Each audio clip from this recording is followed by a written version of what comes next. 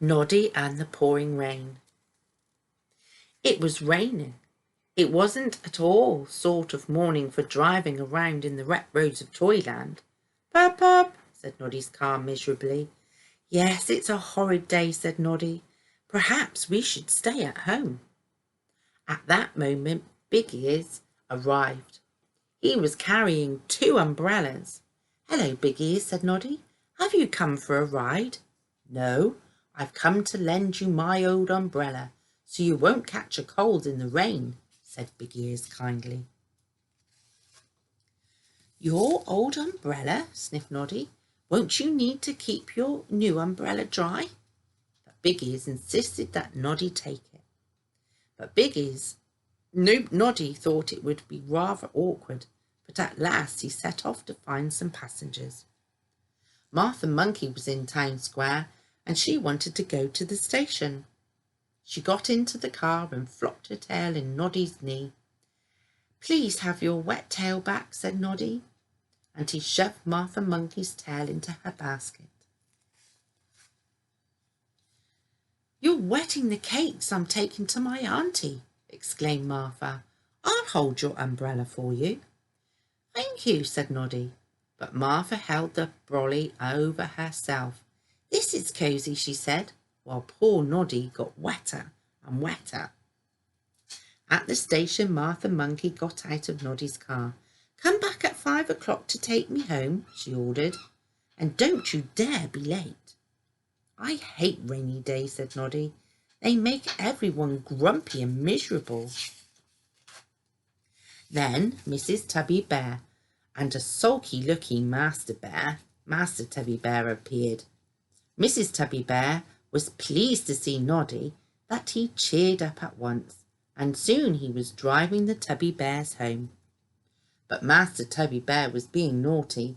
He started to wiggle the umbrella, and then he shoved the brolly right over Noddy's eyes. Stop it, yelled Noddy. I can't see where I'm going. At that very minute, Noddy's car crashed straight into the letterbox. The letterbox tumbled over and started to roll off down the street. Oh no, shouted Noddy, pushing the umbrella aside. Come back, letterbox. Noddy set after the rolling letterbox. It was scattering Toy Town in every direction. The Clockwork Mouse leapt out of the way and was left hanging from the lamppost. He squeaked in alarm. The letterbox rolled on. It headed straight for Mr. Jumbo. He fell backwards right into the fruit store. Down it crashed. Oranges, apples and tomatoes went rolling in every direction. Noddy was still trying to catch up with the letterbox. Stop! Come back! He yelled. Then the Skittle family dashed in front of the rolling letterbox to be knocked down. Whee! They all squeaked. We love falling over. Mr. Plod was standing outside the police station. At last, he said, the rain seems to be stopping. Just then, he heard a terrible rumbling, rolling noise. Oh, my word, said Mr. Plod, as the letterbox barged into him and knocked him flat.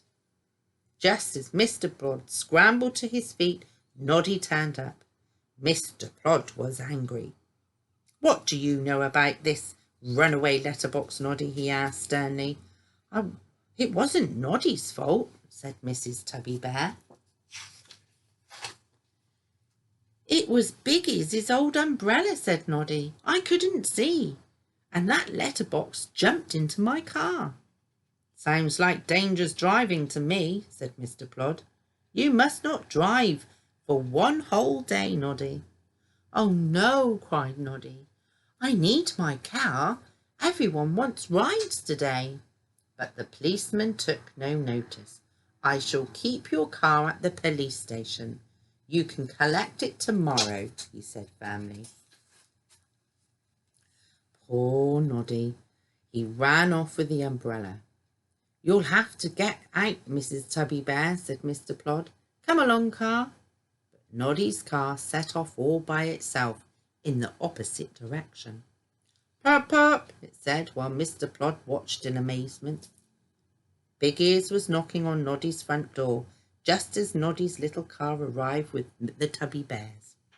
"Noddy's car has come home to look for him," said Mrs. Tubby Bear, "but I'm afraid Noddy has run away." "Tell me what's happened," said Big Ears. Meanwhile, Noddy stumbled along carrying the umbrella. "I knew I hated rainy days," he said. "I didn't mean to knock the letterbox over. It was all that rain and Big Ears' silly old umbrella." At the station, the train was ready to leave. "All aboard," shouted the driver. Then Noddy trudged onto the platform. He wasn't looking where he was going, and he walked straight into the train. Bump. "What's the matter, Noddy?" asked the train driver kindly. Noddy told him what had happened. "It wasn't my fault," he said, "but now I can't drive my car for a whole day." "Don't worry," said the driver. "You can help us at the station. We need porters today." Meanwhile, Big Ears sat everywhere for Noddy. "Have you seen him?" he asked Mr. Sparks at the garage. "No," said Mr. Sparks, "and now I've got to drive all his passengers." "Please look out for him," said Big Ears anxiously.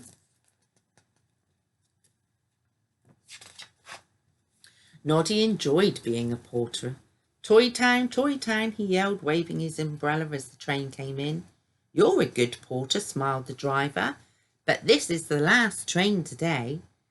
"Well, I'll go and see who else I can help," said Noddy busily.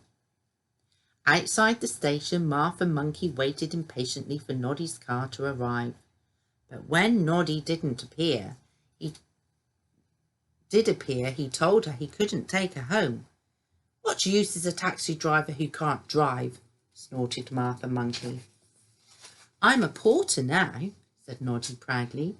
"I can carry your basket." "All right," said Martha crossly, "pick it up." But while Noddy was talking, he didn't see his umbrella handle pick up the basket. "Where has my basket gone?" asked Martha. "It can't be far away," said Noddy hopefully. "It's full of special biscuits from my auntie," said Martha anxiously. They looked all around, but they couldn't see the basket. It was hanging behind Noddy on the end of the umbrella. Noddy was puzzled. "It's not here," he said. "It's gone," wailed Martha. Then Noddy noticed his umbrella felt very heavy. He swung it around and there was Martha's basket. Martha Monkey was not pleased. Just then Mr. Sparks arrived in his car. He was relieved to see Noddy. "Quick, jump in," he said. "Mrs. Tubby Bear has baked you a special apple pie." They drove off at the top speed, but poor old Big Ears didn't see them go, and as he arrived wearily at the station, still in search of Noddy. At the house for one, everyone ate up Mrs. Tubby's delicious apple pie. Suddenly there was a knock on the door. Martha Monkey hurried to open the door and was surprised to find a very tired Big Ears standing on the doorstep. "Big Ears!" cried Noddy. "Oh, Noddy," said Big Ears, "I've been looking everywhere for you." "I'm sorry," said Noddy. "I've had a lovely day with your old umbrella." There was nothing poor Big Ears could say to that, was there?